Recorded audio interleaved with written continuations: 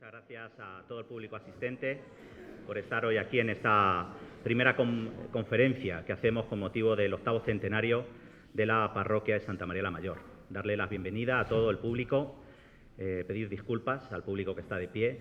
Eso es una buena señal de que es atractiva esta conferencia con Daniel. Queremos agradecer, en primer lugar, la asistencia del equipo de gobierno, los representantes de la Corporación Municipal y agradecerles que nos hayan acogido aquí en la Casa Consistorial. En primer lugar, y antes de seguir, darle la palabra a doña Ana Isabel Abengózar para que nos dirija unas palabras en nombre del Ayuntamiento. Bueno, pues yo muy brevemente. En primer lugar, buenas tardes a todos y a todas y muchas gracias. Me permito darle las gracias también por la asistencia y por este acogimiento, además, tan caluroso y tan lleno de vecinos y de vecinas.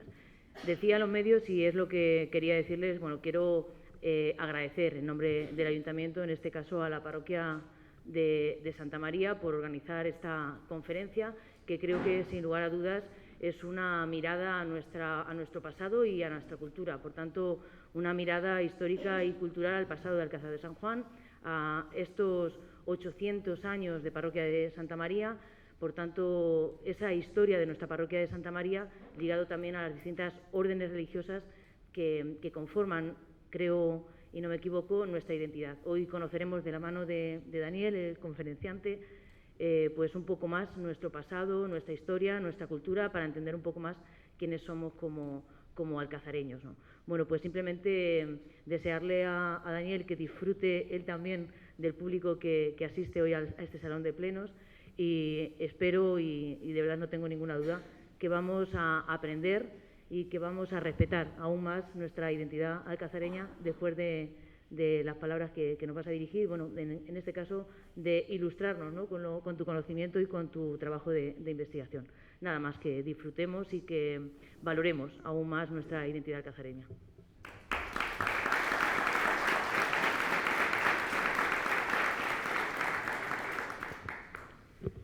Muchas gracias, doña Ana Isabel.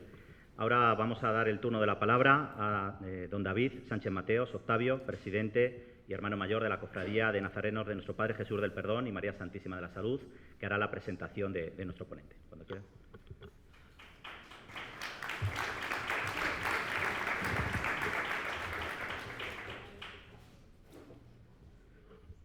Buenas tardes a todos. Para mí es un verdadero honor, y lo digo con plena sinceridad, tener hoy la oportunidad de presentar al ponente que inaugura este ciclo de conferencias tan significativo para nuestra ciudad, para nuestra parroquia y para nuestra historia común. Un honor no solo por la talla intelectual y humana de la persona que hoy nos acompaña, sino también por el vínculo profundo, sincero y constante que le une a la hermandad que presido y a la vida religiosa y cultural de Alcázar de San Juan. El conferenciante que hoy nos acompaña es don Daniel Jesús García Riol.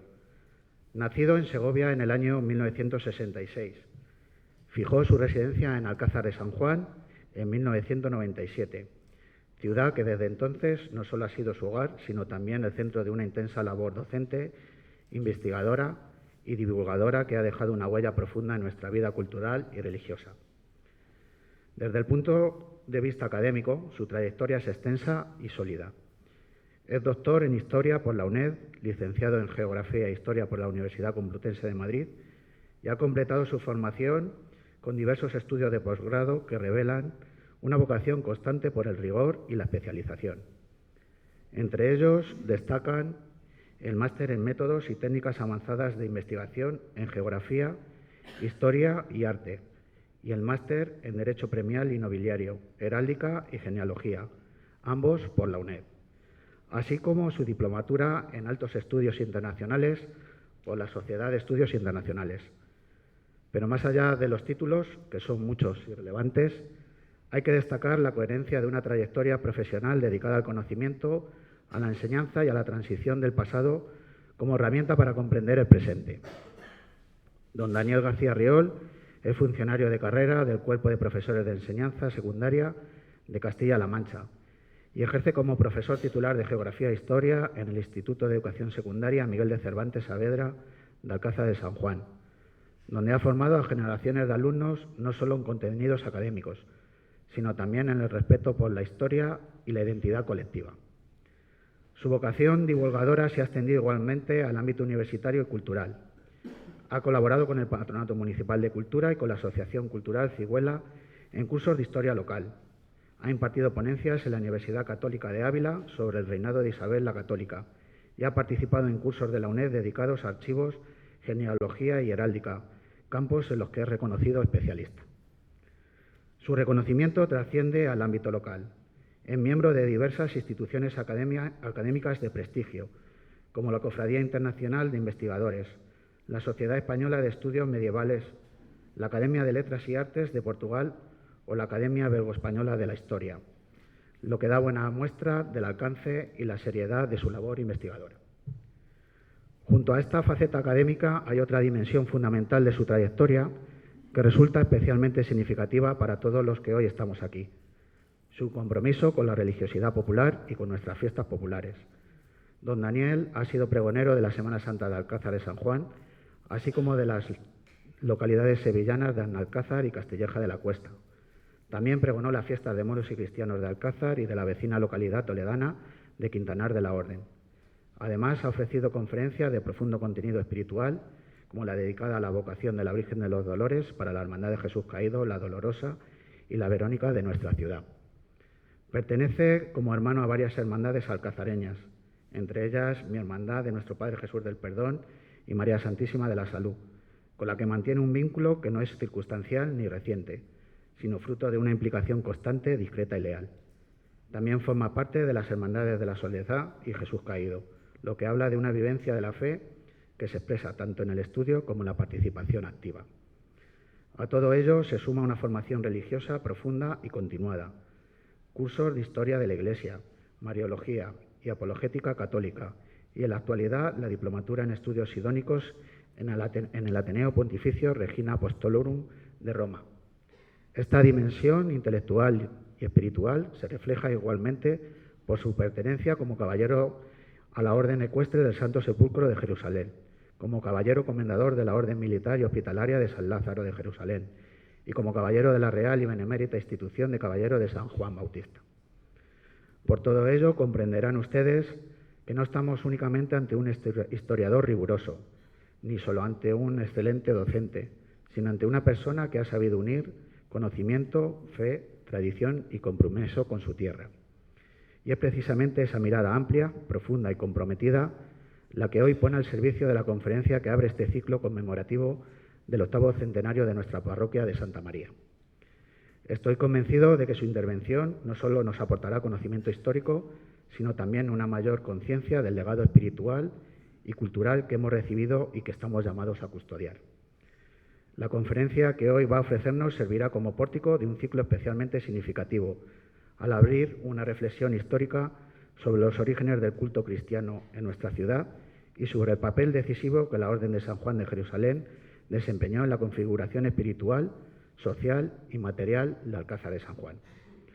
A través de un recorrido que abarca desde la Edad Media hasta la época contemporánea, se nos invitará a comprender cómo se fue articulando la vida parroquial en torno a Santa María y cómo esa herencia sanjuanista ha dejado una huella profunda que de un modo u otro aún pervive entre nosotros. Por todo ello y con sincero agradecimiento les pido un aplauso y cedo la palabra a don Daniel Jesús García Riol.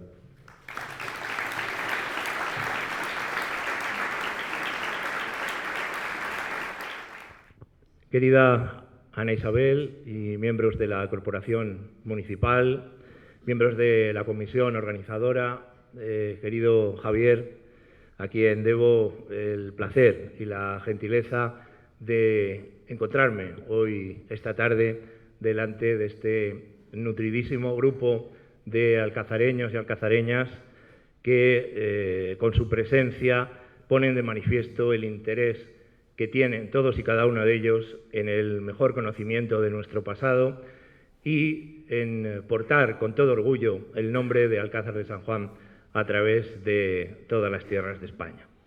En este sentido, quiero agradecer también al excelentísimo Ayuntamiento de Alcázar de San Juan el habernos facilitado este Salón Noble, lugar absolutamente emblemático y espacio para uso y disfrute de la ciudadanía.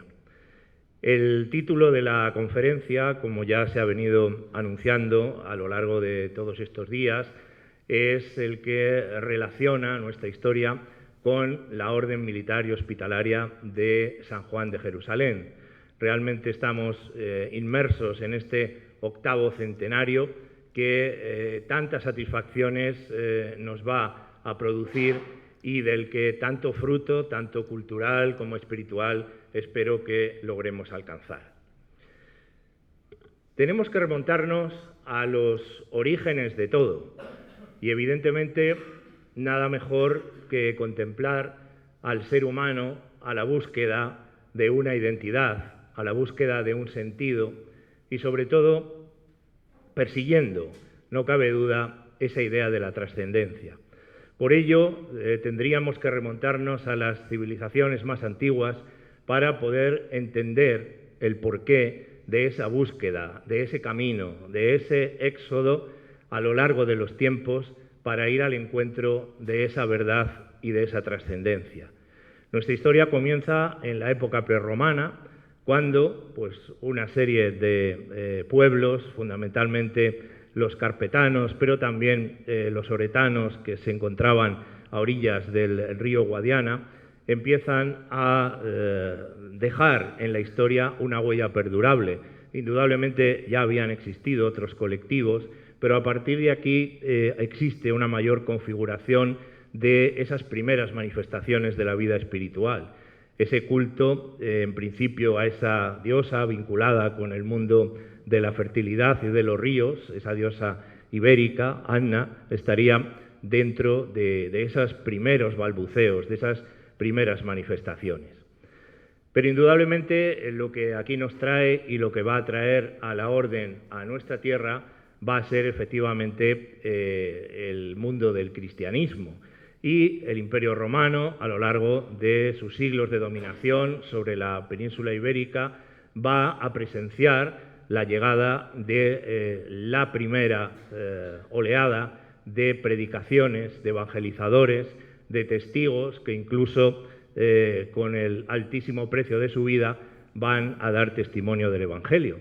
Efectivamente, solo por recordar pues, esa tradición del apóstol Santiago, ese deseo del apóstol Pablo de venir a la orilla de las tierras de Hispania y, por supuesto, pues, todo ese testimonio martirial que se va repartiendo en distintos puntos de la península ibérica, como los Santo Justo y Pastor, San Lorenzo, Santa Rufina, Santa Justa. Realmente los ejemplos son muy notorios y como pronto ese cristianismo empieza a fraguar y a echar raíces en nuestro suelo. Tanto es así que pronto pues, vamos a ver a obispos hispanos en lugares tan importantes y decisivos para la historia de la Iglesia como el propio Concilio de Nicea. Esta formulación y este inicio de esa cristiandad hispano-romana se ve alterada por la llegada del pueblo visigodo. Los visigodos son cristianos, pero profesan la herejía arriana.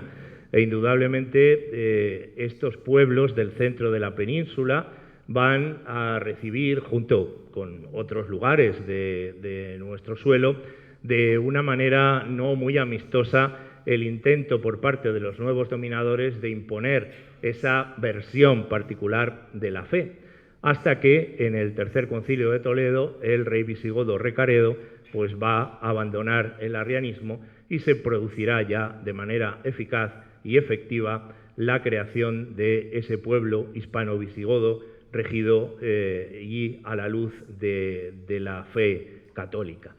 Indudablemente, este primer periodo indicaría ya, puesto que estamos hablando de una fase muy anterior y primitiva, la existencia en nuestra localidad de manifestaciones vinculadas con esas culturas prerromanas, con la dominación romana. Evidentemente, pues todos los hallazgos arqueológicos que se han puesto de manifiesto en nuestra ciudad así lo apuntan, y la posibilidad de la existencia de una primitiva iglesia, lo mismo que también se apunta a la posibilidad de la existencia de un templo romano dedicado a la divinidad de Hércules.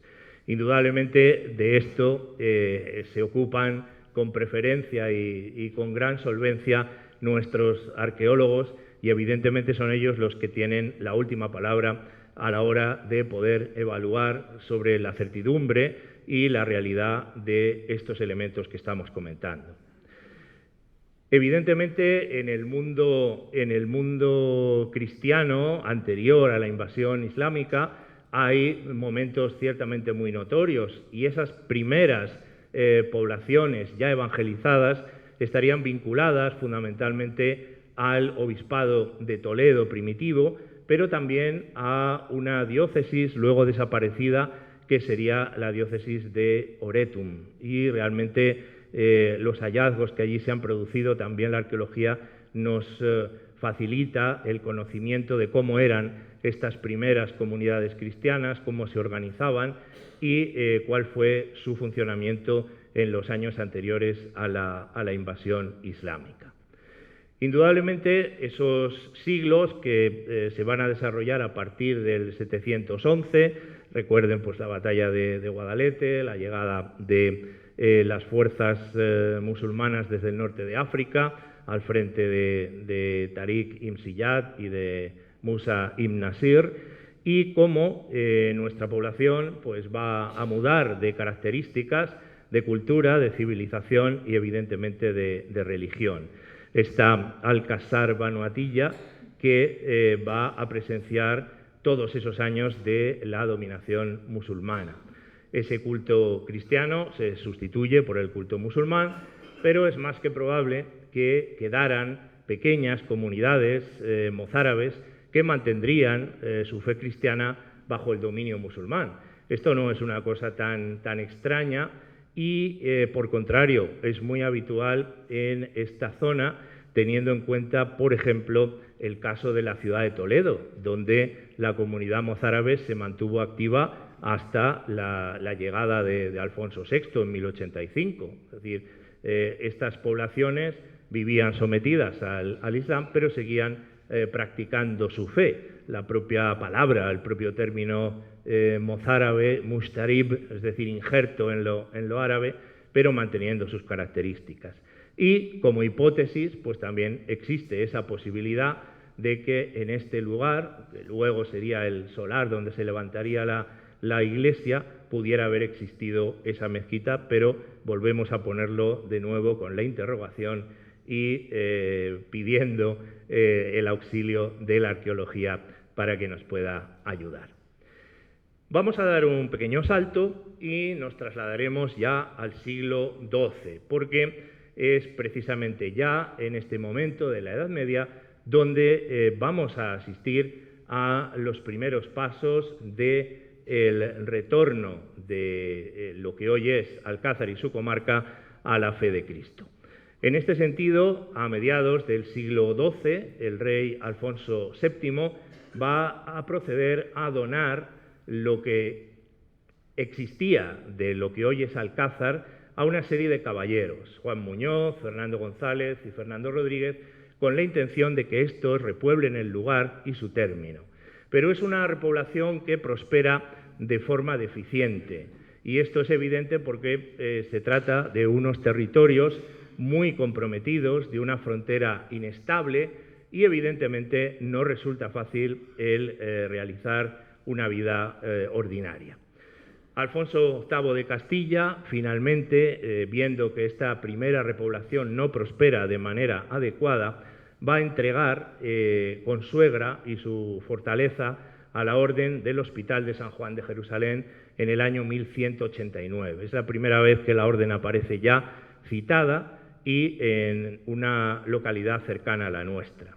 Sin embargo, pocos años después se libra la famosa batalla de Alarcos, muy cerquita de Ciudad Real, capital, y en el año 1195 esa derrota del rey Alfonso VIII va a provocar que los almohades, que es esta tribu que proviene del norte de África, vuelva a enseñorearse otra vez de los territorios entre el Tajo y el Guadiana. Evidentemente, es una situación también transitoria. Nos encontramos en el corazón de una Edad Media con avances, con retrocesos, donde la frontera es completamente inestable. En este caso, y ya prácticamente después de la batalla de las Navas de Tolosa, con esa fecha que todos nos hemos aprendido tan fácilmente, el 12-12, se va a producir la llegada de otro caballero llamado Pedro Guillén, que parece ser que tampoco está dispuesto a asumir la repoblación del territorio y pretende cederlo a la Orden de Santiago.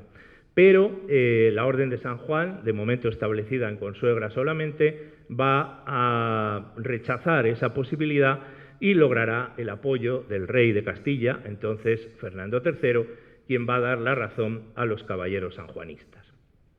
En realidad, este avance cristiano hacia el sur lo que va a provocar es una nueva reorganización del territorio y la restauración de los antiguos obispados que habían sido eliminados tras la invasión islámica. Toledo se restaura a poco de su reconquista, 1086, Cuenca en el 1182, Cartagena más tardíamente. Oretum, sin embargo, de la que hemos hablado antes, no se restaura y se incorpora a la capital toledana. Por lo tanto, todos esos territorios van a quedar vinculados a la Mitra de Toledo y, evidentemente, también lo que hoy sería nuestra localidad y su comarca. Pero no solamente hablamos de la restauración de las sedes episcopales, sino que también estamos hablando de la necesidad de repoblar, de defender, como indico en la diapositiva, y poner en valor los amplios espacios desiertos o débilmente poblados del Valle del Guadiana. Y además de ello, hay que atender espiritualmente a estos núcleos cristianos. ¿Cuál es la solución que se va a mover en este caso? Pues la llamada a las órdenes militares de caballería. Las órdenes militares de caballería, tanto universales como hispánicas, van a estar presentes en este momento histórico. Esas órdenes de caballería van a ser la Orden del Temple y la Orden del Hospital de San Juan de Jerusalén. Ahí las tenemos representadas en esos dos caballeros que aparecen a la izquierda de su imagen. Y luego vamos a tener también a las órdenes de caballería hispánicas, las clásicas de Alcántara, Calatrava, Santiago y Montesa. Hay que entender el nacimiento de estas instituciones y de estas corporaciones como una respuesta necesaria de una sociedad que estaba completamente involucrada en otro fenómeno que se estaba viviendo en el oriente del Mediterráneo. Concretamente me refiero a las cruzadas.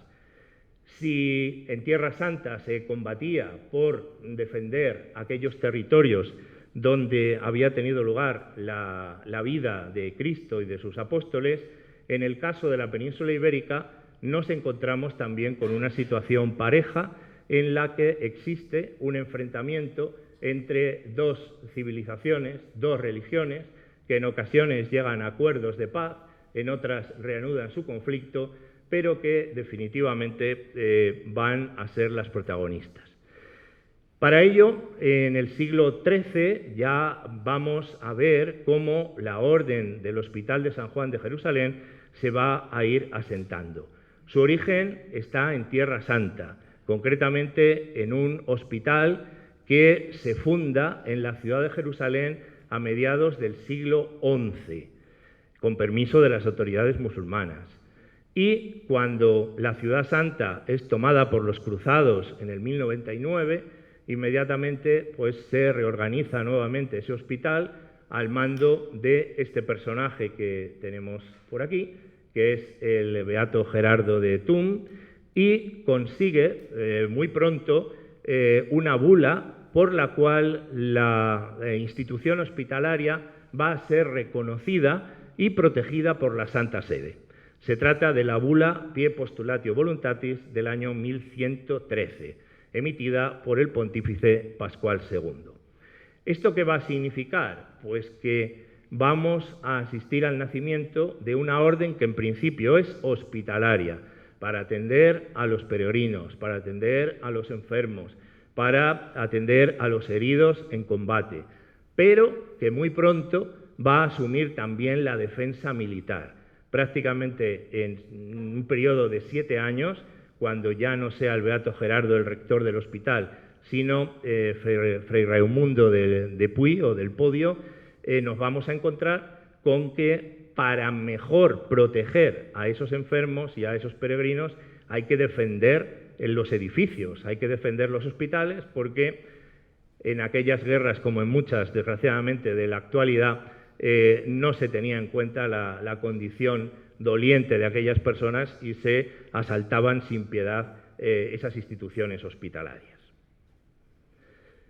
Pero antes de proseguir, es necesario realizar una serie de precisiones terminológicas, porque nosotros hablamos de Orden de San Juan, de Orden de Malta, de Orden Hospitalaria. Bueno, ¿qué es todo esto? Pues todo esto es lo mismo, pero denominado de diferentes maneras. Por eso dedicamos un instante a realizar precisiones terminológicas.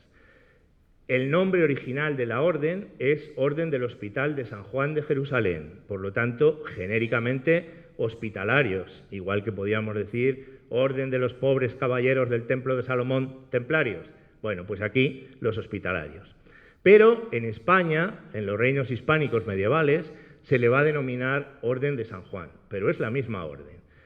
Cuando los caballeros pasen a la isla de Rodas, recibirán también el nombre de Caballeros de Rodas. De hecho, pues en los límites de los foros imperiales en Roma sigue existiendo un pequeño palacio medieval que le llaman Palacio de los Caballeros de Rodas, ¿no? Pero es lo mismo. Y, por supuesto, a partir de 1530, cuando el emperador Carlos V dona la isla de Malta a los caballeros, van a empezar a ser denominados como Orden de Malta. Su nombre oficial en la actualidad es Soberana Orden Militar de Malta, porque evidentemente es una orden que sigue funcionando, que sigue manteniendo su estructura caballeresca y asistencial.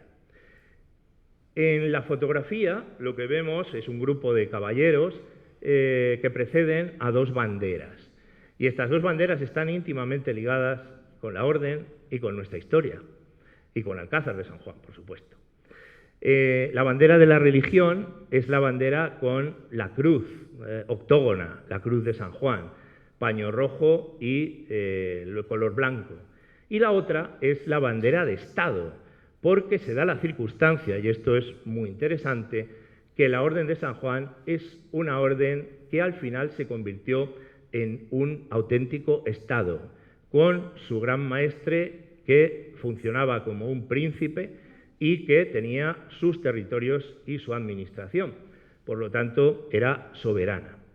Y si nos damos cuenta, pues evidentemente la bandera de nuestro querido municipio pues es una derivación de la bandera de Estado, de la orden, a la cual se le incluye evidentemente el castillo. Y la otra, la bandera de la religión, pues es la que vemos más comúnmente, por ejemplo, en nuestra parroquia de Santa María o en Santa Quiteria y en otros sitios. O sea que el origen de esos símbolos es este que estamos comentando. La Orden de San Juan de Jerusalén está movida por una espiritualidad fuertemente católica. Adopta la regla de San Agustín y de esta manera empieza a organizar su acción. Sus caballeros tienen que profesar los 3 votos monásticos: obediencia, pobreza, castidad. Y van a ser denominados freires y freilas. Ahí hemos puesto la diferencia entre frei y fray. Fray lo utilizaríamos para las órdenes regulares, por ejemplo, pues dominicos, franciscanos, trinitarios, pero la denominación frei es específica de las órdenes militares de caballería. Esta orden elige libremente a sus superiores sin interferencia de autoridades laicas y religiosas y está directamente bajo la protección de la Santa Sede. Lo sigue estando hasta en la actualidad, pues en la época anterior del Papa Francisco pues hubo una serie de intervenciones con respecto a la orden. Añade a los 3 votos monásticos el voto de defensa militar. Se estructura en caballeros, capellanes y sirvientes de armas, es decir, los 3 órdenes o los 3 estamentos propios de la sociedad medieval, es decir, los vellatores, los que combaten, oratores, los que rezan, y laboratores, los que realizan los trabajos manuales. Y además tiene un neto carisma hospitalario de atención a enfermos y peregrinos. Tenemos ahí ese sello primitivo en el que aparece pues, un enfermo que está siendo atendido en el hospital de San Juan de Jerusalén. Un hospital muy especial porque entre las normas que tenía esta institución constaba la de cambiar una vez a la semana todas las camas con ropa limpia y dar pan blanco a los enfermos, que en aquella época, en muchos casos, pues era un auténtico lujo. El lema de la orden en latín es Tuitio Fidei et obsequium pauperum, es decir, en defensa de la fe y para ayuda, para obsequio, para regalo de los pobres. La propia cruz tiene una simbología muy clara y está basada en las bienaventuranzas, la cruz de las 8 beatitudes. Poseer el contento espiritual, vivir sin malicia, llorar los pecados, humillarse al ser ultrajados, amar la justicia, ser misericordiosos, ser sinceros y limpios de corazón, sufrir con paciencia las persecuciones. Y todo tiene una simbología muy interesante porque estamos dentro del mundo medieval que es plenamente simbólico y que incluso pues esa cruz octógona va a servir para inspirar construcciones y en la arquitectura pues se va a jugar con esa geometría de la cruz, las plantas centradas, poligonales, imitando el Santo Sepulcro de Jerusalén. Todo esto es realmente una huella que va a pasar desde Oriente a Occidente. Vamos a hablar de la orden, pero no se trata evidentemente de glosar una historia de la misma, sino de la relación que tiene con nuestra parroquia y con nuestra localidad. Pero evidentemente nada mejor que para que ustedes tengan una visión panorámica de lo que es esta institución, ven ahí los periodos.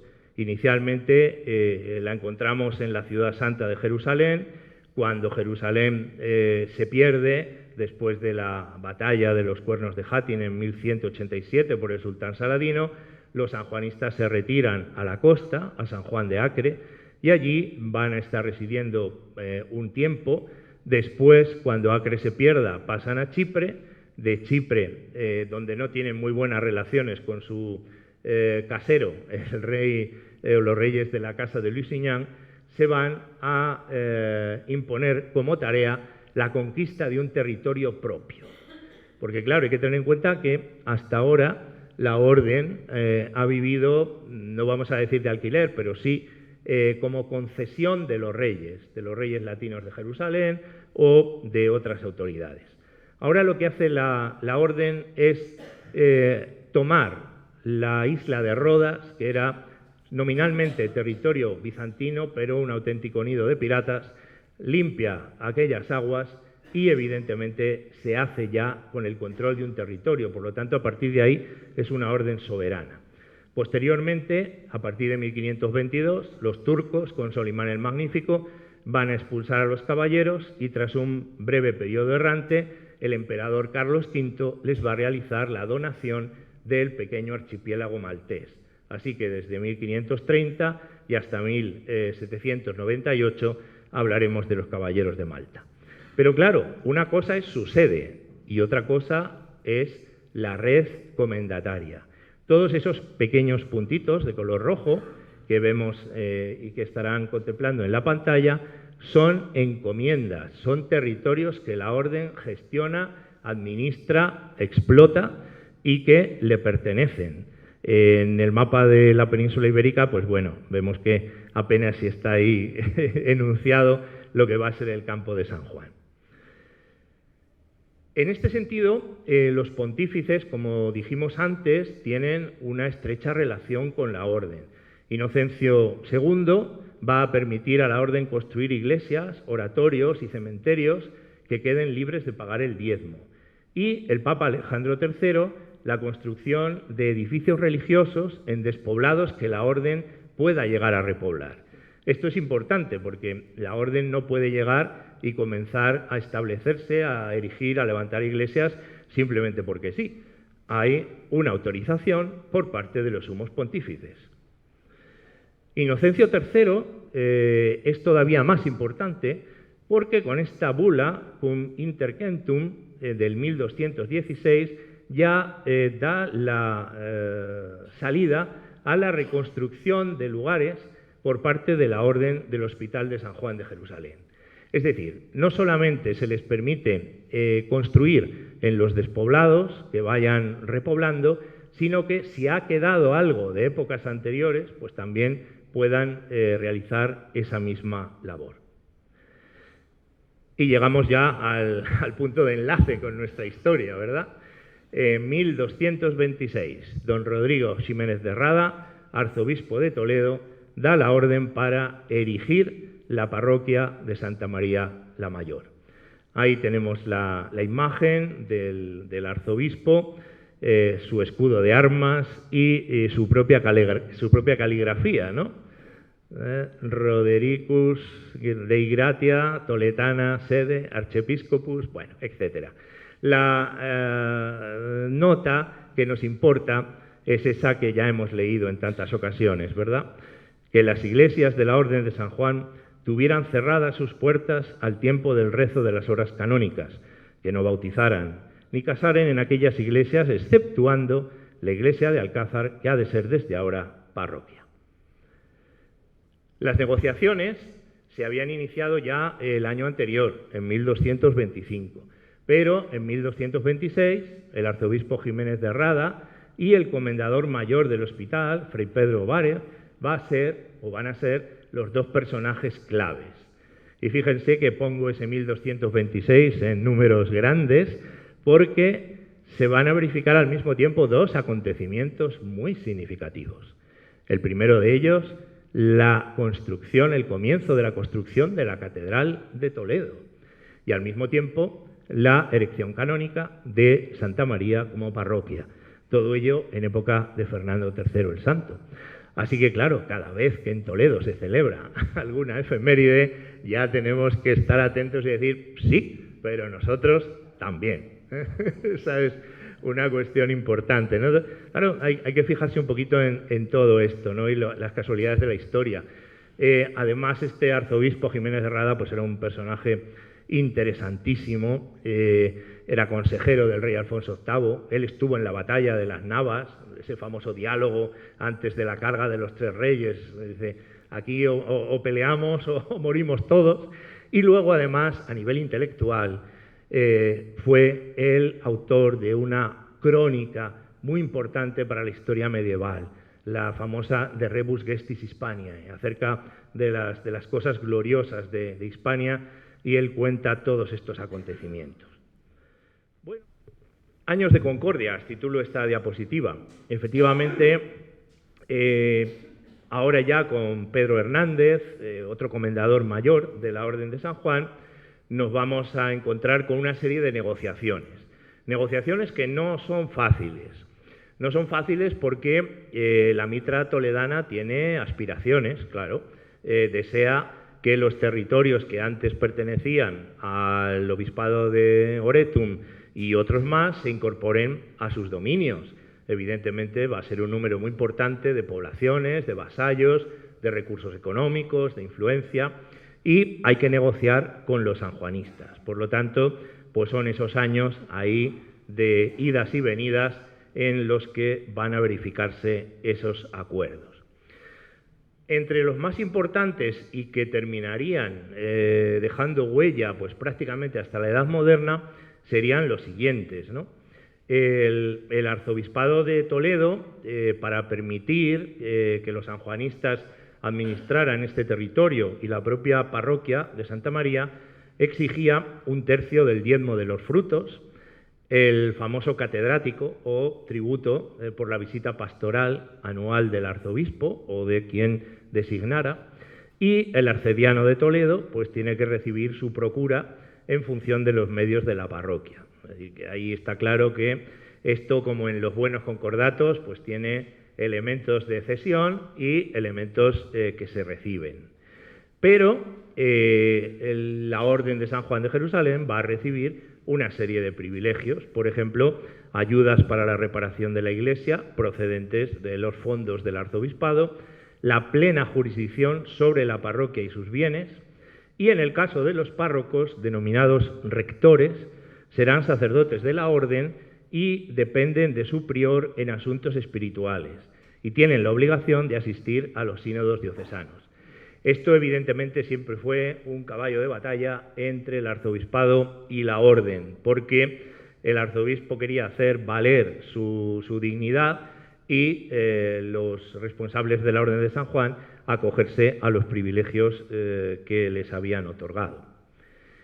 Pero cuando todo parece que se va a poner en marcha, pues de repente hay una cesura, hay un corte, y es un periodo en el que Alcázar de San Juan, entonces denominado Alcázar de Consuegra, ya saben, hasta bastante tiempo después, pasa a jurisdicción de otra orden, de la Orden de Santiago, entre el año 1230 y 1237.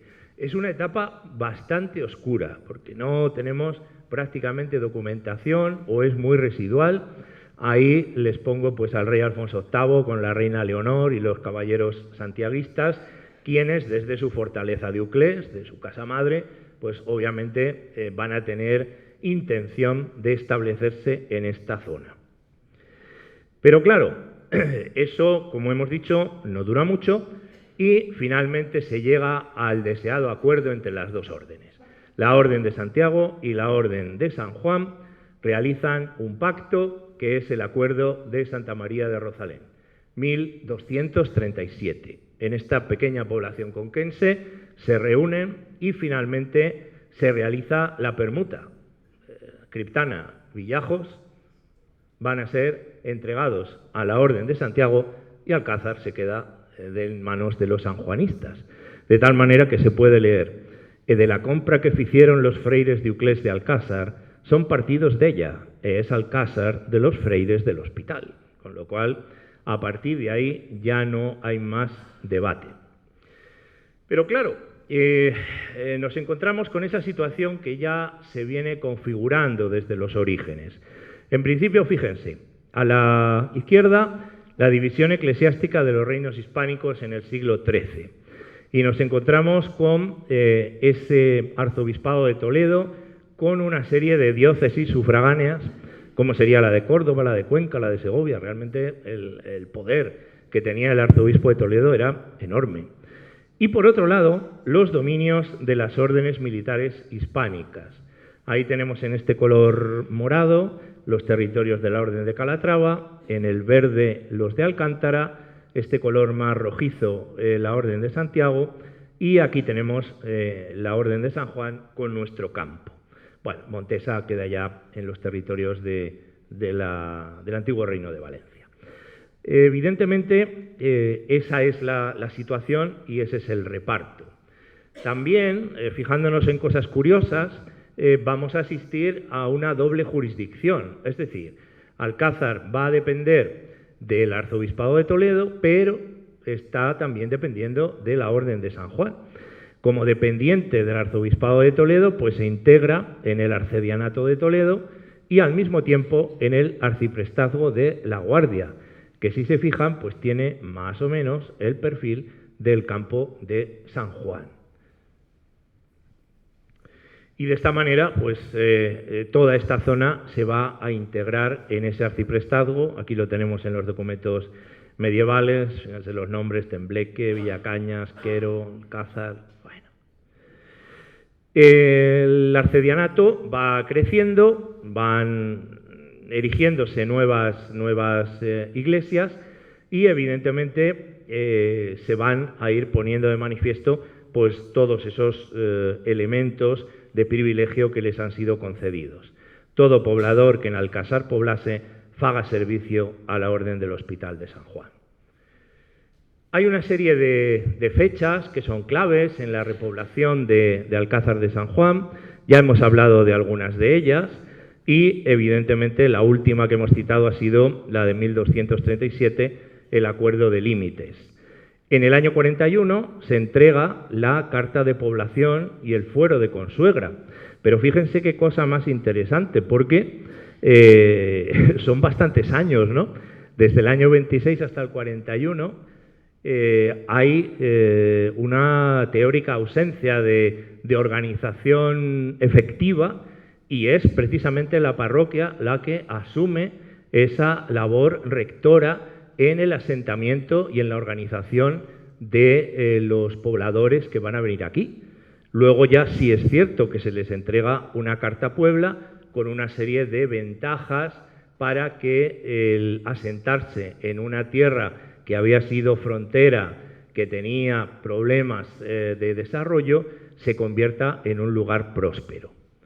Después hay aquí una cita a la bula Eum Ordinem de 1259 que redefine los colores del hábito hospitalario. Esto también es interesante porque a nivel iconográfico vemos cómo la orden del hospital inicialmente tiene de fondo el paño negro y la cruz blanca, pero la hemos visto en muchas ocasiones, y la vemos en Santa María, el paño rojo y la cruz blanca. Esto se hizo para diferenciar a los caballeros cuando estaban en misiones de combate o en misiones de retaguardia, aunque luego ya se fue alternando. 1292, el título de villazgo por parte del rey Sancho IV, y en 1308 las ordenanzas del Concejo de Alcázar de San Juan. Esto es realmente espectacular si nos damos cuenta de lo que estamos hablando, ¿no? Un territorio que a priori pues hay que organizar prácticamente de arriba abajo. Y lo primero que se hace es colocar la parroquia como el núcleo espiritual, como el imán que va a consolidar la llegada de esos vecinos, y en muy poco tiempo tenemos una Carta a Puebla y ya a finales de siglo la conversión de esta pequeña entonces localidad en una villa, y además con todos los elementos de desarrollo. Esto indica que la vitalidad de sus habitantes era muy notable y que la corona tenía, evidentemente, Alcázar de San Juan siempre en su pensamiento. Otro elemento que nos vincula con la historia y con la propia parroquia de Santa María, pues es precisamente la famosa cantiga 246 de aquella obra magnífica de Alfonso X el Sabio, las cantigas de Santa María, la mujer de Alcázar de San Juan. Claro, evidentemente, este es otro detalle. No todo el mundo sale en las cantigas, ¿eh? Eso está claro. Bueno, pues sí, cantigas de Toledo, de Sevilla, de Jerez, del puerto de Santa María, de Segovia, pero de poblaciones teóricamente menores, eso ya no es tan fácil. Y Alcázar de San Juan sí que sale ahí. Y además lo hace pues con una cantiga muy interesante que yo creo que habría que volver otra vez a estudiar. Además de su valor musicológico indudable, no cabe duda que nos está aportando datos de cómo era la estructura de la población y hasta de la propia iglesia, ¿no? Porque hay una referencia, además de la música, ya saben que estas cantigas pues llevan una serie de elementos escritos, y ahí nos habla la historia de esta mujer que entra en la iglesia, las puertas estaban cerradas, se abren milagrosamente, dice que está en un lugar apartado, que luego tiene que volver otra vez a las puertas de la muralla de la ciudad. Es decir, que habría que conjugar aquí el estudio de la filología con la arqueología para intentar descubrir un poquito más acerca de esta bonita historia que es la cantiga de Alcázar. Y por supuesto también una idea importante, la advocación de Santa María de los Mártires. Claro, si nosotros, dependiendo del códice que utilicemos, porque las cantigas están o aparecen en distintos códices, algunos más interesantes que otros, el Códice Rico es el más hermoso de todos, que se conserva en la Biblioteca del Escorial. Bueno, pues evidentemente si se fijan ahí donde he puesto la flecha de color verde, pues dice que iban a una iglesia dicha de Santa María de los Mártires, ¿no? Y esto tampoco es una cosa de curiosidad o que al rey sabio le dieran mal la información, sino que es una advocación muy querida por las órdenes militares de caballería. Los caballeros tenían ya en el siglo XIII una profunda devoción a la Virgen. Es el inicio ya de lo que va a ser dentro del culto cristiano medieval la puesta en valor y revalorización del culto mariano, y por lo tanto en muchos casos aparece esta advocación. Ahí la que les pongo es una fotografía de esta advocación en Carrión de Calatrava, y efectivamente tanto los sanjuanistas como los calatravos defendieron esta advocación de Santa María de los Mártires como amparadora de esos caballeros que en muchas ocasiones pues perdían la vida en sus misiones combatientes. De tal manera que me he permitido hacer un gráfico muy curioso, espero que les resulte interesante al menos, luego ya podemos discutir, pero está claro que aunque originalmente la parroquia de Santa María la Mayor se erige con una advocación de la Virgen de la Asunción, a lo largo del tiempo la advocación dominante no ha sido siempre esa, aunque sea la oficial. Es verdad que también en esto pues parece que en Alcázar somos bastante adelantados. La declaración dogmática de la Asunción pues le pertenece a la época de Pío XII, ¿verdad? Y sin embargo, pues el pueblo cristiano, lo mismo que con el dogma de la Inmaculada, ha tenido siempre esa especialísima idea de mantenerla como devoción firme, ese presagio de que realmente la Madre de Dios necesitaba, bueno, no necesitaba, sino que precisaba el pueblo cristiano darle todavía títulos más brillantes. De tal manera que es muy probable, aunque todo esto siempre habría que seguir determinando, que la advocación inicial, aparte de la Asunción, por parte de los caballeros fuera la de Santa María de los Mártires. Después ya evidentemente la advocación oficial se mantendría, pero evidentemente a partir de mediados del siglo XVI pues vamos a asistir a esa eclosión de la advocación de la Virgen del Rosario, que afortunadamente pues en próximas jornadas nuestro querido Joaquín Escribano pues tendrá la oportunidad de glosar y de explicarnos, ¿no? Y cómo ha sido la devoción dominante, ¿no? Más allá de la denominación oficial. Y por supuesto San Juan Bautista, claro, porque decimos, bueno, Alcázar de San Juan, ¿y cuándo se construyó la parroquia de San Juan? Realmente es una parroquia moderna, ¿no? ¿Y qué pasa? ¿Dónde está San Juan? Pues San Juan se recibía culto en la capilla de Palacio, porque era la capilla de los caballeros, y por lo tanto su santo patrón era y sigue siendo San Juan Bautista. Así que ahí tenemos un poquito pues esa distribución. ¿Cómo se organizaba la orden? Bueno, evidentemente estos caballeros tienen una estructura muy compleja, tampoco quiero cansarles excesivamente, pero básicamente la localidad de Alcázar de San Juan, si empezamos de abajo arriba, estaría dentro de las encomiendas de la orden, dependería del Priorato de Castilla y León, a su vez de la Lengua de Castilla y luego de la sede central, que en este caso 1462 pues estaría en la isla de Rodas. Los caballeros se organizaban en lenguas. En España o en los reinos hispánicos había dos, la lengua de Castilla y la lengua de Aragón. Los grandes priores que van a ser protagonistas de la vida del gran priorato tenían una serie de atribuciones. En principio contaban con una autoridad muy notable, puesto que su jefe supremo, el gran maestre, solía residir muy lejos. Es verdad que luego tenían la obligación de presentarse ante él en determinados momentos de su ejercicio, pero esa lejanía geográfica reforzará su poder. Están sometidos a él todos los miembros de la orden, tanto los laicos como los eclesiásticos.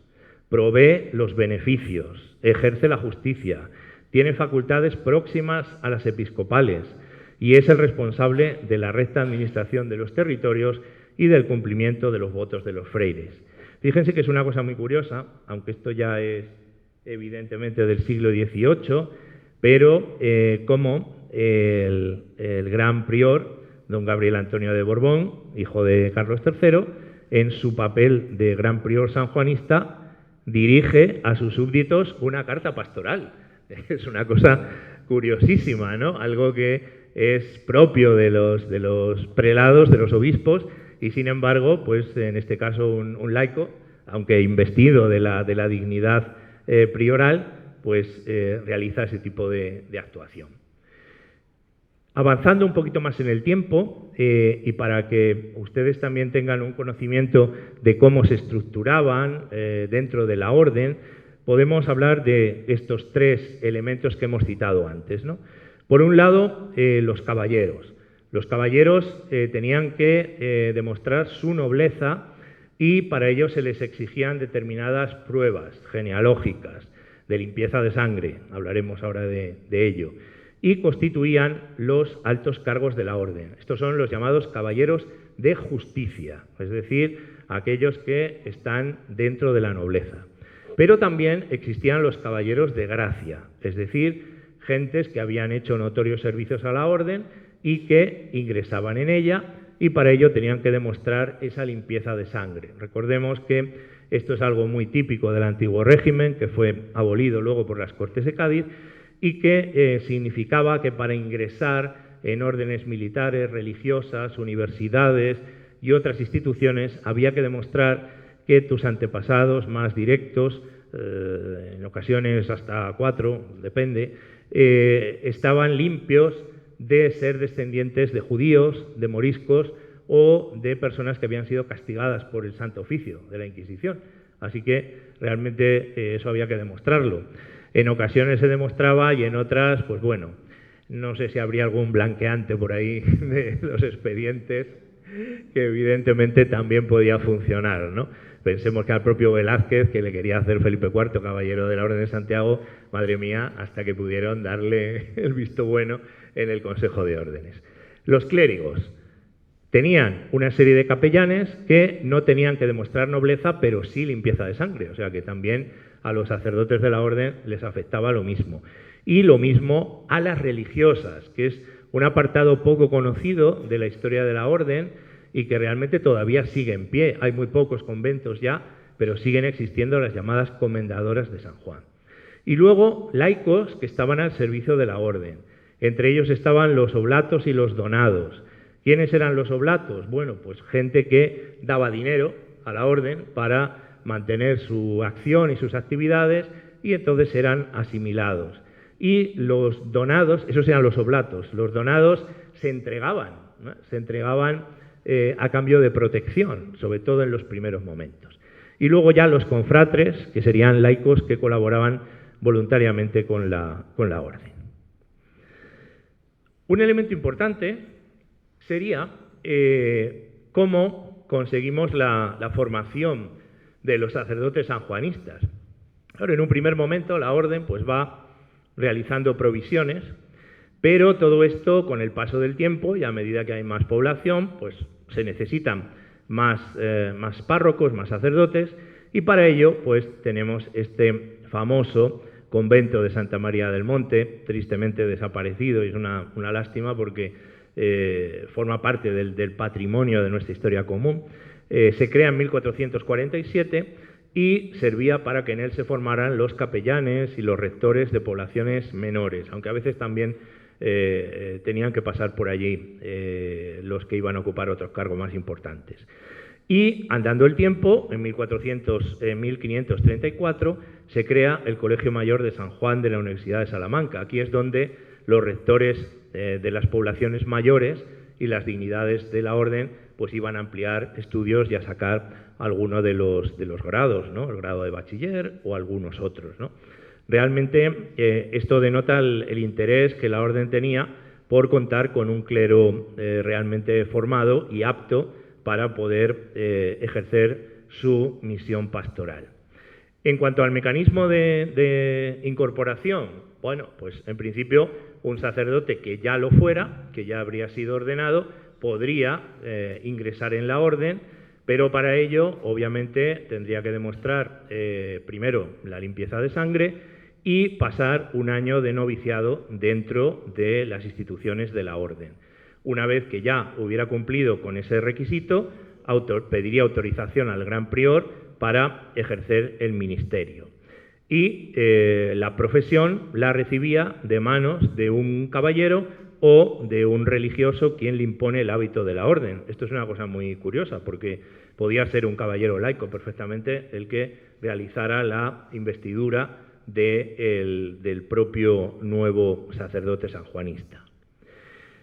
Siguiendo en el tiempo y con el crecimiento de la población, de la villa, pues llegamos al momento en el que se necesita la construcción de otra parroquia, ¿no? Y ahí tenemos pues esas causas, el incremento de población, la posición cada vez más alejada en la que iba quedando Santa María con respecto al crecimiento de la propia ciudad y toda una serie de pleitos que van a iniciarse ya en el siglo XV y que se van a ir multiplicando con el tiempo, ¿no? Por lo tanto, pues a partir ya del siglo XVI nos vamos a encontrar con la existencia de una segunda parroquia que obviamente también tiene que estar bajo la jurisdicción de San Juan, aunque veremos algunas particularidades. Pero no solamente esto afecta a la división parroquial, sino que afecta a la propia orden. La orden de San Juan, como otras órdenes de caballería, empieza a ser un fruto codiciado por parte de los poderosos. Los grandes de Castilla, las grandes casas nobiliarias, pugnan por colocar a sus hijos como priores o como maestres de las órdenes de caballería. Son muchos territorios, son muchas rentas, son muchos vasallos y todo el mundo quiere que sus hijos se coloquen bien, ¿no? Por eso, entre 1517 y 1566 vamos a asistir a una situación un poquito extraña, que es la fractura del Gran Priorato en dos partes. El Priorato de León, con sede en Alcázar, y que va a estar dirigido por la familia de los Toledo, luego ya pues antepasados de los duques de Alba, y que tendría competencia sobre Alcázar, Argamasilla, Villafranca, Quero, con sus respectivos términos. Y el resto del campo de San Juan, el Priorato de Castilla, con sede en Consuegra, pues ahí tenemos las cadenas de los Zúñiga, ¿no? Bueno, es un enfrentamiento que obedece a esa situación. Uno de los grandes momentos, sin duda, de la historia de nuestra parroquia de Santa María, pues sería precisamente su conversión en colegiata. Esto vuelve a significar otra vez la importancia cada vez mayor que Alcázar va obteniendo y cómo su santidad el Papa Pablo III pues va a conceder la creación de esta colegiata y por lo tanto el establecimiento de un cabildo colegial con sus respectivos canónigos y canongías que van a depender de la Orden de San Juan y cuya vida se va a extender hasta el siglo XIX. Pero claro, estamos hablando de una historia que está siempre llena de pleitos, llena de enfrentamientos, y ni el arzobispado de Toledo se rinde, ni la Orden de San Juan hace lo propio. Van a estar combatiéndose unos a otros, ¿no? El arzobispado de Toledo, bueno, pues el cardenal Cisneros quiere reclamar la jurisdicción espiritual de las tierras sanjuanistas, y realmente la Orden de San Juan lo que hace es invocar sus derechos. La orden dice: nosotros tenemos una serie de bulas papales, estamos combatiendo contra el Imperio Otomano en el Mediterráneo y no nos venga el arzobispo de Toledo a quitarnos de lo que tenemos, ¿no? Sin embargo, el arzobispado va a mantener pleitos frecuentes, aunque no va a conseguir prácticamente nada, porque casi siempre los pontífices le van a dar la razón a la orden, ¿no? Ahí tenemos el caso de Clemente VII, Pío IV, bien. Aprovechando esta situación de conflicto, de río revuelto entre los Zúñigas y los Toledo, pues de nuevo el arzobispo va a intentar mediar y solamente se va a conseguir un acuerdo definitivo muy a finales del siglo XVII. Y es que realmente el otro día tenía la oportunidad de comentarlo en mi intervención sobre la historia de la Orden con el grupo Jiguela, y es que Alcázar es una población muy reivindicativa y que ha sabido siempre defender sus derechos frente a las autoridades civiles y también frente a la propia Iglesia, ¿no? Y eso que la Orden de San Juan, pues evidentemente está muy, muy vinculada a ellas, ¿no? Bueno, un caso muy curioso, que es el que señalo aquí, es que el Arzobispado de Toledo tenía la facultad para administrar el sacramento de la confirmación y del orden sacerdotal. Y los caballeros sanjuanistas se buscan las vueltas y se van al Obispado de Cuenca y le dicen al Obispo de Cuenca: ¿no le importará a usted administrar estos sacramentos en nuestro gran priorato? Así que realmente era una lucha constante entre unos y otros que ha dejado una huella muy interesante en la documentación de los archivos. Otro elemento también muy interesante, del que se va a hablar en una próxima sesión y que yo solamente dejo brevísimamente anticipado en lo que se refiere a la orden, sería cómo esa pérdida de Rodas y la llegada al gran magisterio de este señor de Philippe Villiers de l'Isle-Adam, que es el que va a recibir la isla de Malta de Carlos V, va a iniciar pues la extensión y popularización entre los caballeros del rezo del Santo Rosario. De hecho, es el primero de los maestres de la orden que va a decorar sus monedas con el Santo Rosario. Es una cosa muy curiosa, y yo simplemente pues lo dejo ahí enunciado, porque luego con Joaquín Escribano disfrutaremos en su día el tema de la advocación rosarista en Alcázar. Evidentemente, en ese siglo XVI y ya en el XVII comienzan pues los documentos que hoy en día podemos disfrutar en el archivo parroquial. Evidentemente, sabemos que esta iniciativa de la creación de los libros sacramentales, el libro de bautismos, el libro de matrimonios, el libro de difuntos, pues evidentemente forman parte de las disposiciones tridentinas, es decir, es el Concilio de Trento el que pide que se lleve un registro exacto de los fieles y cómo van a ir acudiendo a los distintos sacramentos.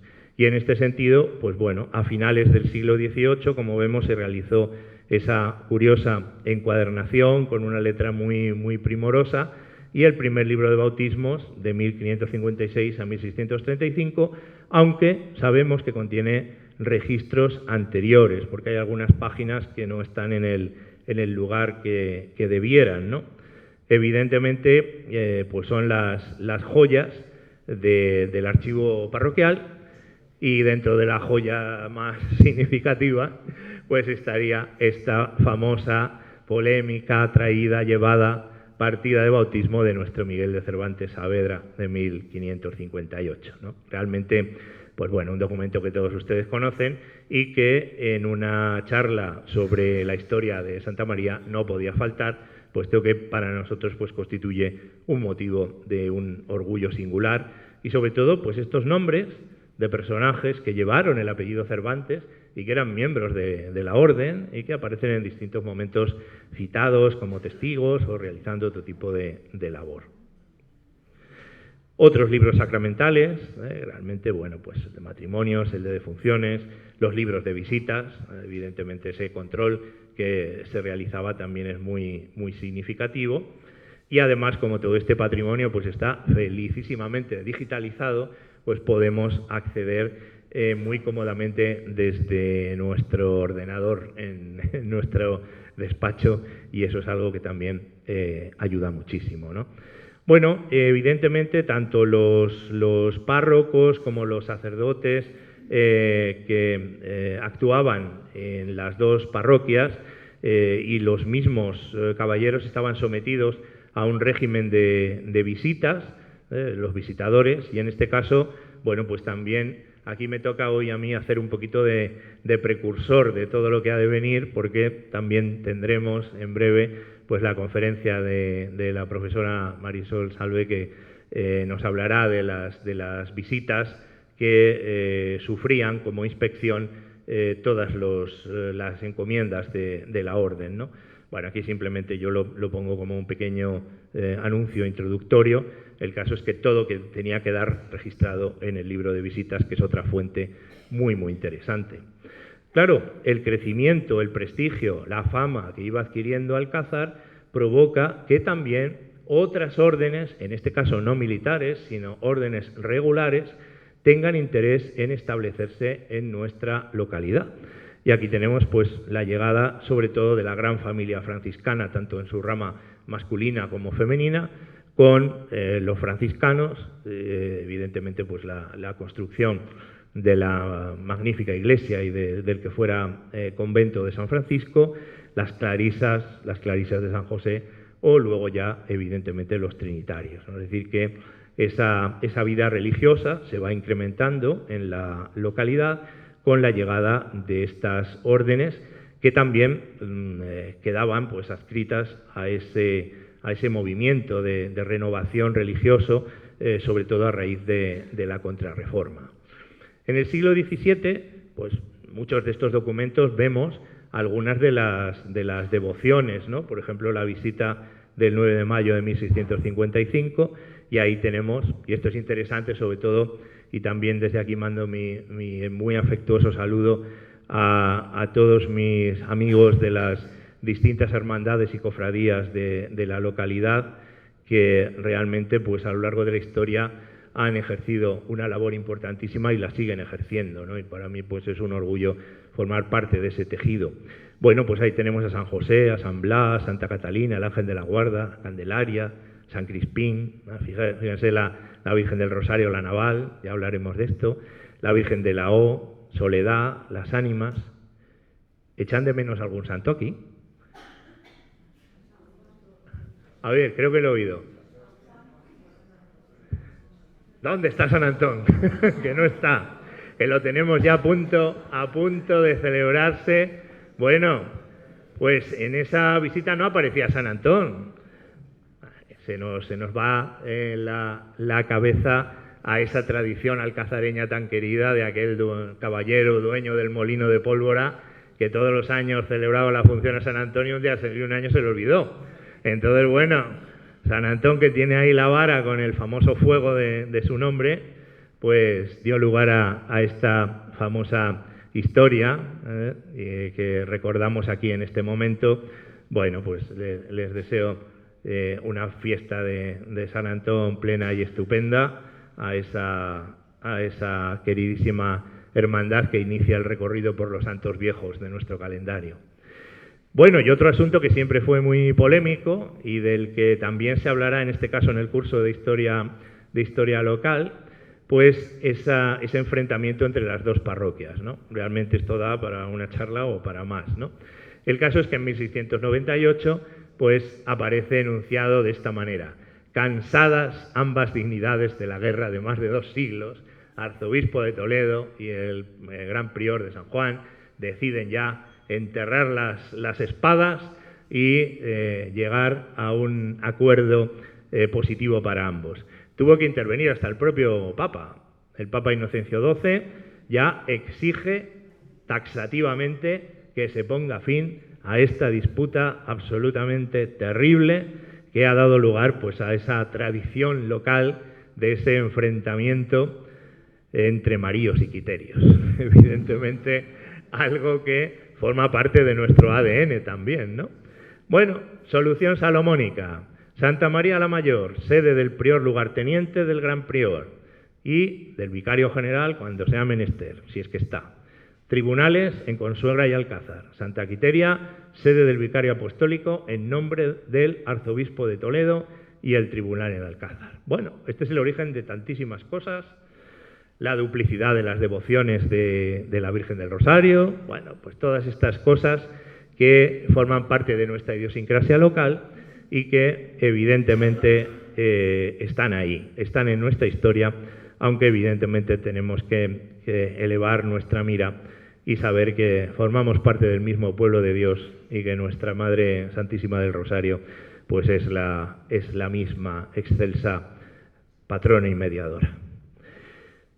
A nivel organizativo, estas son cosas curiosas porque buceando un poco en la documentación, ya en el siglo XVIII pues nos encontramos con debajo del Gran Prior con el nombramiento de vicarios generales, que son los que realizan las visitas y que van a auditar pues tanto a los párrocos como a las audiencias, a los caballeros y a las otras dependencias, conventos, ermitas, capellanías, de todo. Pero está claro que en todos ellos hay una primacía en la representación oficial por parte del rector de Santa María, que es el párroco titular. Bajo él, capellanes conventuales, los clérigos de corona, es decir, aquellos que simplemente habían sido tonsurados, hablaremos de ello, y los laicos asociados a la orden. Pero siempre hay una preferencia, ¿no? Hay un fragmento de un documento, este es de 1813, en el que 1814, para celebrar la vuelta de Fernando VII a España, se ordena pues que se cante un Te Deum y un repique general de campanas. Bueno, pues ese documento explicita que la primera en hacer sonar las campanas tiene que ser la Torre de Santa María y luego ya las demás. Es decir, que siempre hay una preeminencia bastante evidente.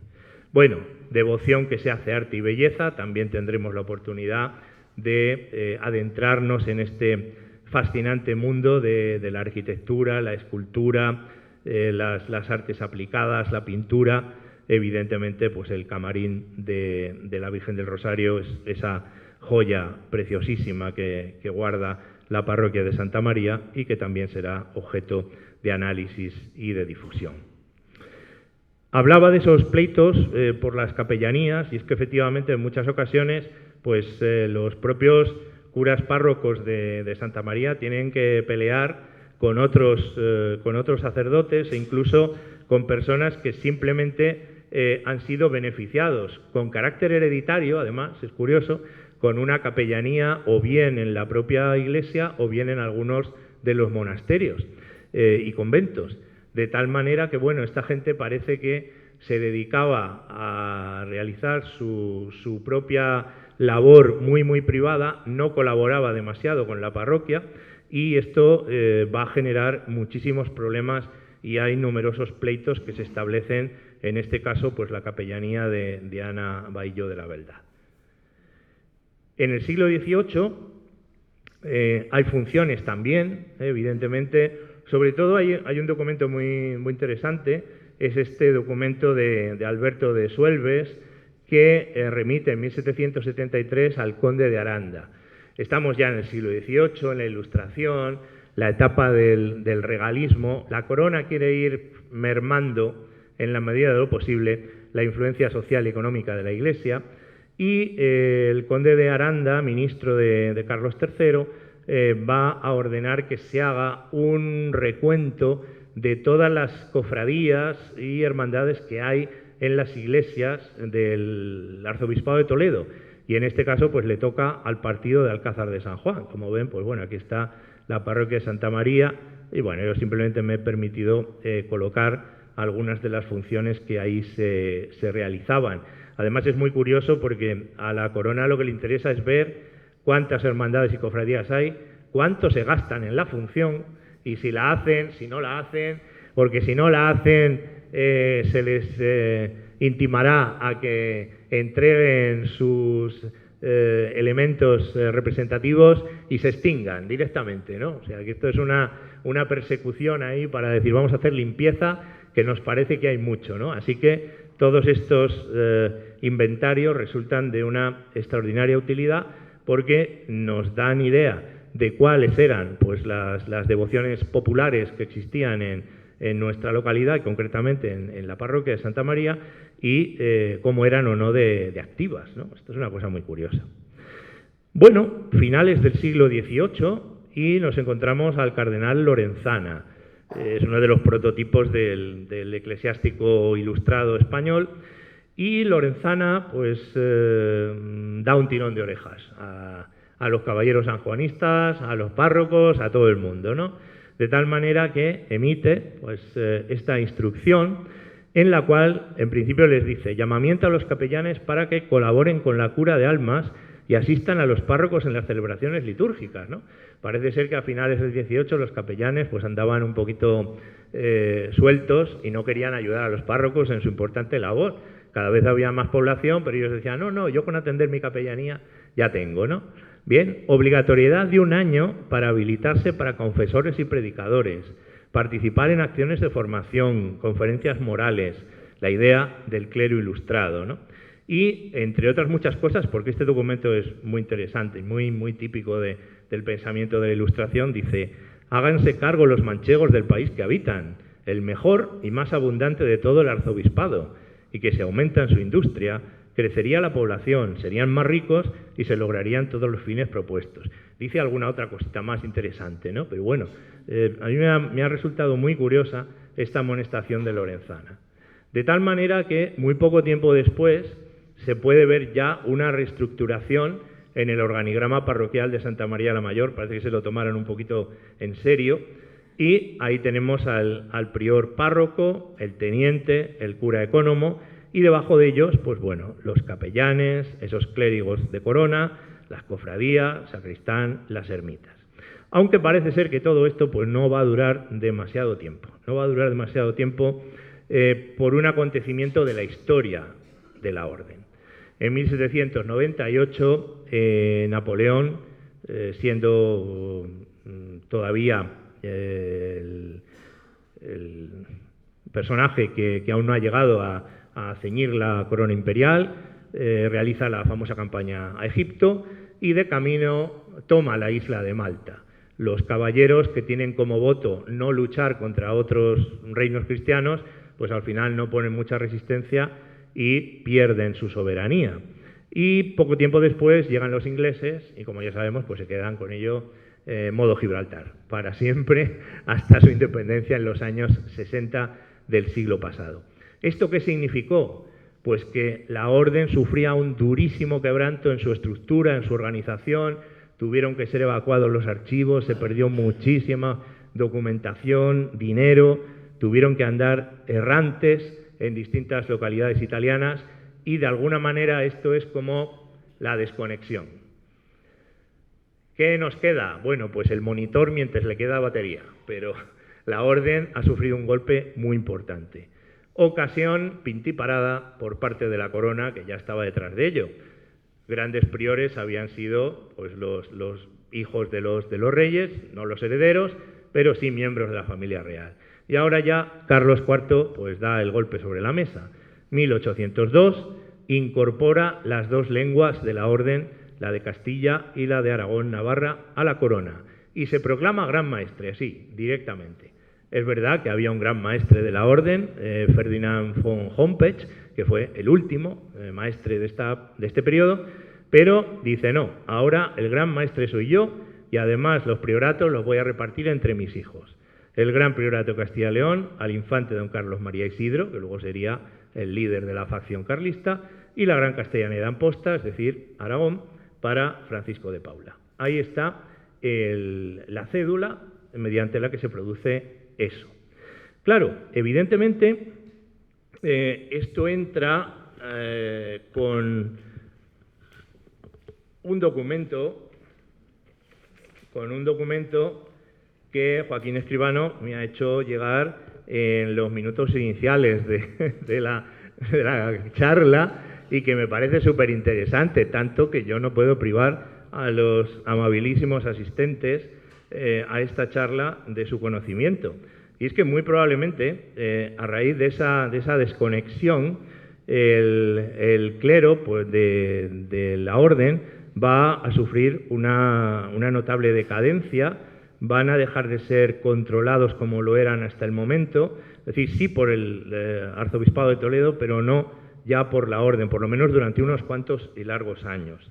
Y el documento en cuestión, que con gran amabilidad Joaquín me pasa y que no me resisto a leer, dice así: el vicario de Alcázar, doctor Viller, al justificar en 1817 la razón por la que no podía presentar al cardenal ningún eclesiástico de su vicaría digno de ser promovido a prebendas, catedralizas o mitras del reino, decía: como los sujetos de instrucción y carrera rara vez se estancan en los pueblos, saliendo por lo regular a curatos de oposición y otros destinos semejantes, y por otra parte los párrocos de esta vicaría de mi cargo sean todos de la Orden de San Juan y de consiguiente poquísimo o nada recomendables, nace de estos dos principios que en lo demás el clero regular se advierta en cada pueblo algún otro eclesiástico morigerado medianamente impuesto en principios de moral y de regular asistencia a sus obligaciones sin pasar por aquí, viéndome por ello, a pesar mío, en la necesidad de no poder señalar sujetos del clero que por su virtud,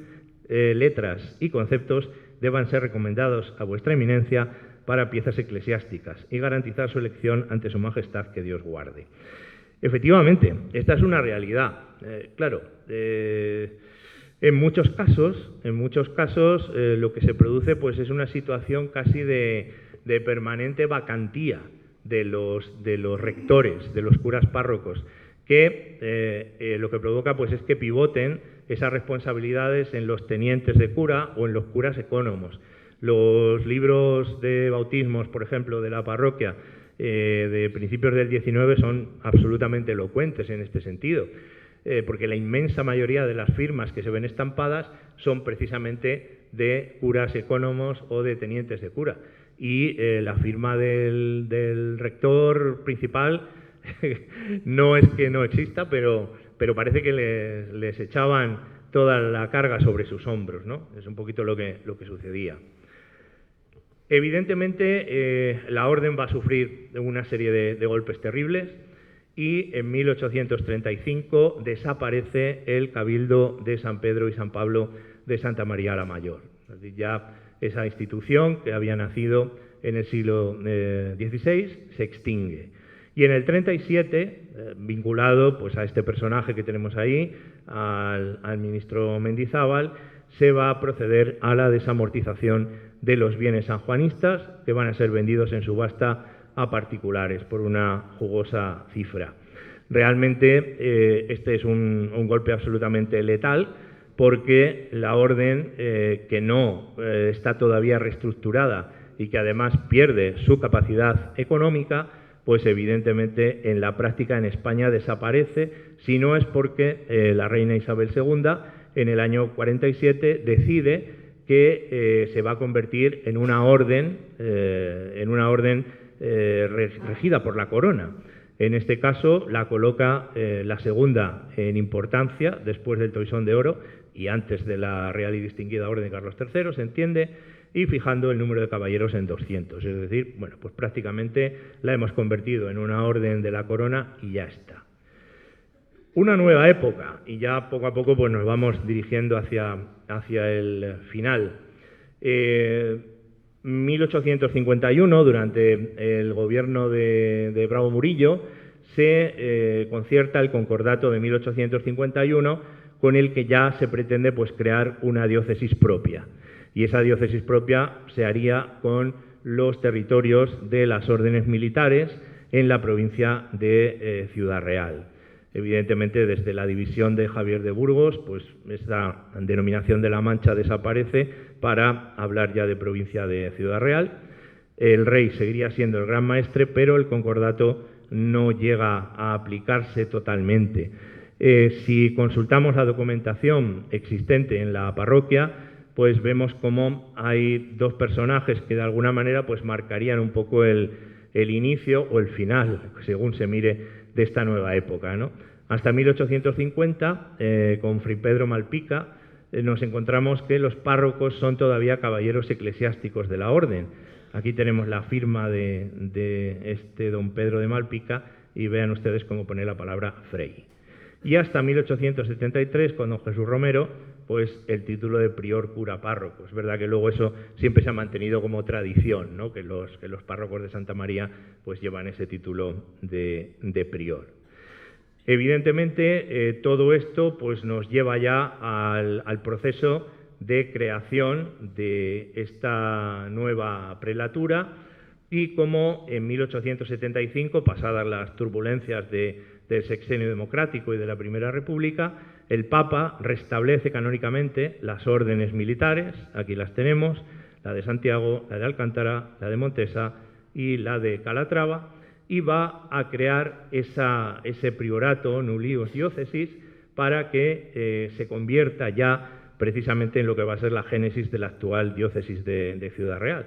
Y los obispos pues, van a llevar inicialmente el título de obispos de Dora y priores de las órdenes militares hasta la creación en el año 80 de la diócesis de Ciudad Real.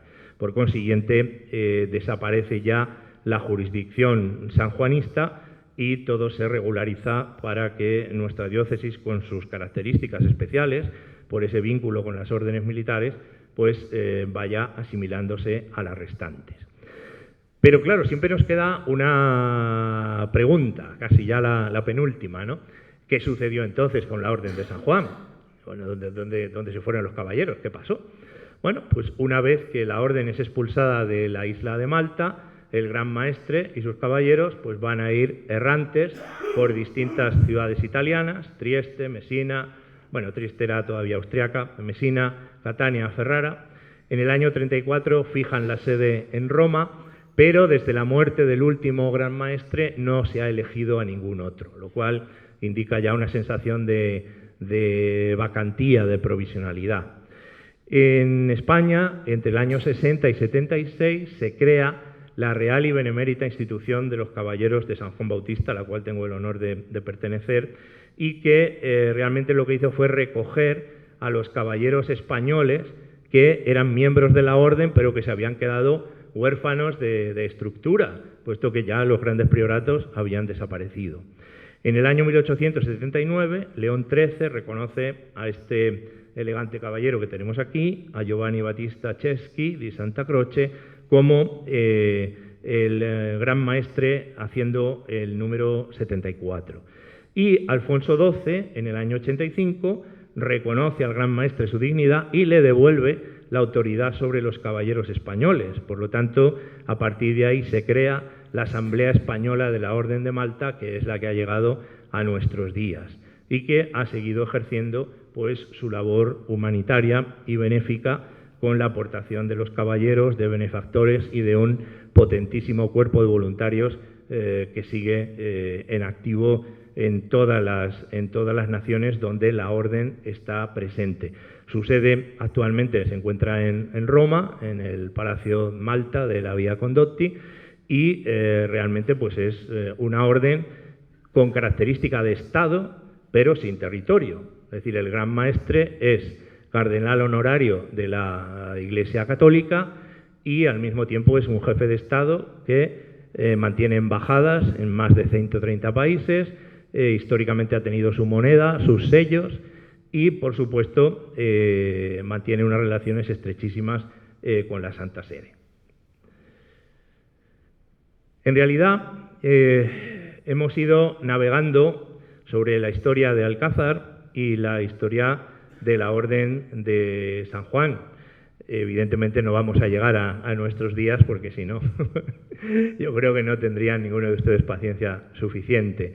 Hemos centrado el asunto, como decía, en la Orden, y hasta que la Orden, pues poco a poco se va desligando y va desapareciendo en lo administrativo, pero no, ni mucho menos en lo histórico, en lo cultural, en lo tradicional. Por eso he titulado a esta diapositiva como 800 años de historia junto a Santa María la Mayor, periodo medieval con personajes importantísimos como Rodrigo Jiménez de Rada, como Alfonso X el Sabio, como el gran comendador Fernán Pérez de Mosego, que es el que manda hacer el torreón de Gran Prior, el rey Sancho IV, todos aquellos caballeros que estuvieron en Tierra Santa y en los reinos hispánicos. En la Edad Moderna, don Diego de Toledo, Filiberto de Saboya, Miguel de Cervantes Saavedra, y todos otros, don Juan José de Austria.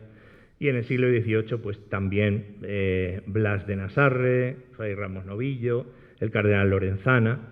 Bueno, evidentemente yo desde aquí, y aprovechando pues este privilegio de poderme dirigir a todos ustedes en esta tarde, pues quiero también manifestar mi gratitud a todos esos párrocos que durante 800 años de historia pues han servido de guía, de consuelo, de acompañamiento, administrando los sacramentos, iniciando en la fe, recibiendo a los nuevos cristianos, bendiciendo a los esposos, despidiendo a los fallecidos, una labor verdaderamente ímproba y significativa. Y también a todos los fieles alcazareños y sobre todo a los hijos de pila de Santa María, que constituyen evidentemente pues esas auténticas piedras vivas. La arquitectura y el arte es importante, la historia es imprescindible, pero no lo es menos ese testimonio de fe y esa vivencia de camino, de esa peregrinación que el pueblo cristiano mantiene desde hace siglos, teniendo como referencia a la Iglesia de Santa María. Y es que efectivamente el nuestro es un pasado compartido de siglos, caminando en la fe, a través de múltiples manifestaciones, a través de la belleza de las creaciones artísticas, a través de la fe y de la devoción, en este caso pues a la Virgen del Rosario. Las tradiciones, muchas de las cuales provienen del contacto con la Orden de Malta, esas capitanías, esos bailes de banderas, todo ese tipo de cosas que están muy vinculadas con las que realizan muchas poblaciones que han estado bajo el gobierno de las órdenes militares y, por supuesto, con esa presencia histórica permanente. Lo cierto y verdad es que la parroquia de Santa María es uno de estos lugares privilegiados porque ha sido y es un epicentro de la fe, un testimonio multisecular de la importancia que nuestras creencias tienen a la hora de modelar el pasado, el presente y el futuro de nuestras comunidades, y cómo realmente la personalidad y la idiosincrasia de los pueblos se une a su vivencia espiritual y religiosa. Y esa búsqueda de la verdad, esa búsqueda de la trascendencia que yo invocaba al principio de mi intervención de esta tarde, es la que resume de manera absolutamente elocuente, como un auténtico libro abierto, la historia de nuestra parroquia de Santa María la Mayor. Espero que esta charla haya sido de su agrado y les doy efusivamente las gracias por su paciencia, porque esto lleva su tiempo, no es tan sencillo de organizar ni de explicar, pero yo confío en que el trabajo que con mucho cariño y mucha ilusión he venido realizando durante estos meses atrás para documentar la charla les haya servido de ayuda, de conocimiento y, por supuesto, que todos debemos estar muy orgullosos y muy satisfechos de este pasado, que es un pasado brillante, que es un pasado que nos habla de grandes momentos, también de otras situaciones menos gratas, pero que se sigue manifestando. Y este patrimonio y este tesoro de la fe que llevamos en nuestras humildes vasijas de barro es lo que tenemos que transmitir a nuestros hijos y a quienes nos sucedan, para que jamás se pierda esa referencia y que la larga cadena que viene comunicándonos desde lo más lejano de la historia siga realizando su efecto de transmisión. Nosotros somos una pieza más que nos ensamblamos a finales del siglo XX, principios del XXI, pero que tenemos la esperanza de alcanzar el destino prometido. Y yo así lo espero, al tiempo que les agradezco su presencia, su paciencia y su amabilidad.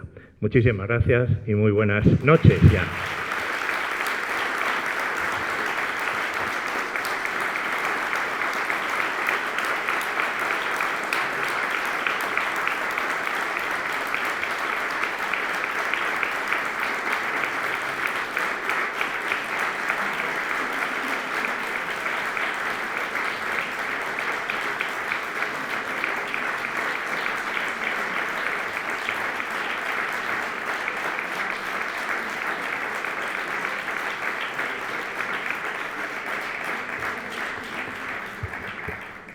Gracias, Daniel, y enhorabuena, porque estamos orgullosos no solamente de nuestro pasado, sino también del presente que nos compartes. Pues, bueno, antes de acabar, solamente recordar los próximos eventos. La acción caritativa, la acción solidaria que hacemos desde la parroquia, que comenzará el próximo domingo, el día 25, después de misa de 12, donde podrán, bueno, pues adquirir varios productos de este 8º centenario. Y también los últimos jueves de cada mes, también en la casa parroquial, en la entrada por la calle Calderón de la Barca, también seguiremos con nuestra acción solidaria, la acción caritativa del 8º centenario. Y la siguiente conferencia, también les emplazo, les invitamos ya desde la parroquia para que vengan todos ustedes, a la que también ha hecho alusión don Daniel, será el tema las visitas pastorales en la primera mitad del siglo XVIII en la parroquia. Será una conferencia impartida por doña Soledad Salve, en el Templo de Santa María a las 8 el 19 de febrero. Así que están todos invitados. Y ya para terminar, le pido la presencia a doña Ana Isabel Abengózar y al párroco, que le haremos entrega a don Daniel de una distinción de la parroquia. Muchas gracias a todos por su asistencia.